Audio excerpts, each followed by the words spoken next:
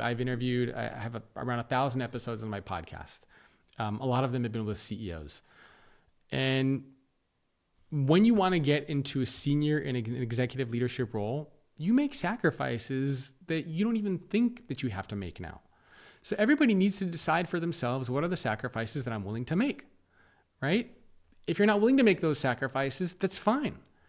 But every executive that I've talked to and interviewed says, yeah, I had to move 4 or 5 times. One CEO, I recently talked to Randy Parker, the CEO of a motor company. I believe it was, let me see, I want to get it right. I think it was Hyundai. Let me see, Hyundai Motor America. And so I interviewed him, and he said, yeah, there was a period of time where I had to live in a separate house from my family because we were going through this crazy change in the business, and I was working nonstop. I actually had to live separately, right? But again, he made these tremendous sacrifices. He had to live in different parts of the world. He had to work for very difficult leaders and managers.